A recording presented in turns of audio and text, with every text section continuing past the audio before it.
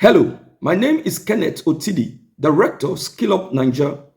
Now, the federal government new skill-based curriculum has redefined education in Nigeria. It is now compulsory for every school in the country to teach these six entrepreneurship trade subjects. The vision is simple.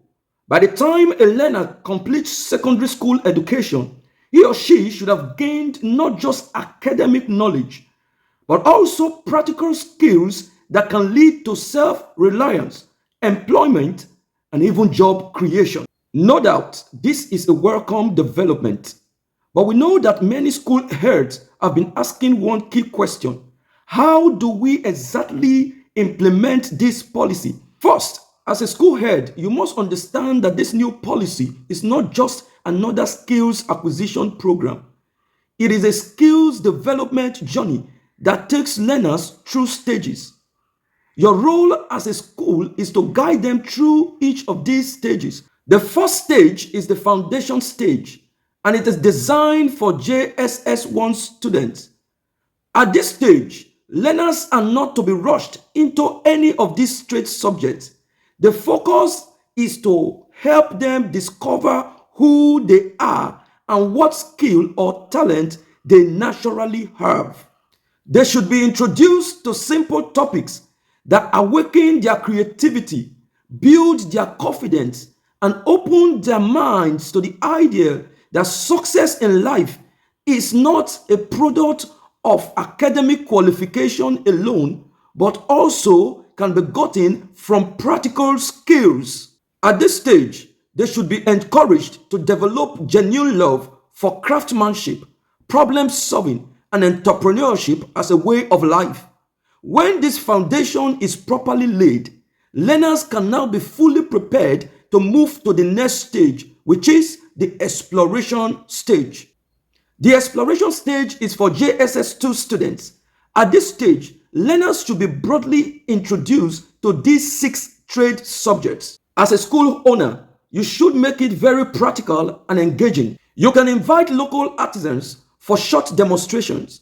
Use simple projects to expose learners to each of these trades and allow them to make comparison while learning. The third stage is the specialization stage. At this stage, learners should be allowed to choose one trade subject that matches their interest, and training should be more hands-on and intensive. If your school can, then set up skills incubation workshop for these six trade skills. But if not, you don't have to worry.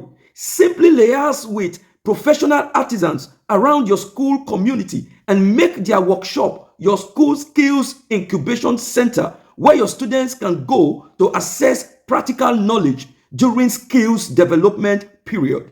Also, learners should be made to undertake a mandatory 8 weeks work internship training program before graduating from JSS3. At the end of this period, learners should be made to sit for a compulsory basic skills examination and receive a certificate before they are allowed to move on to SS1. At the secondary school level, learners can now go deeper into their chosen trade subjects. As a school, your focus should be to guide them from SS1 down to SS2 into developing advanced expertise through structured practices, mentorship, and different projects. By SS3, the work is done. All you need to do is to prepare them for the National Modular Skills Examination, which will give them qualification to gain employment or start business after graduation. So you see, implementation is not as complicated as it may seem. You don't need to wait until your school is fully equipped with all expensive workshop before you start.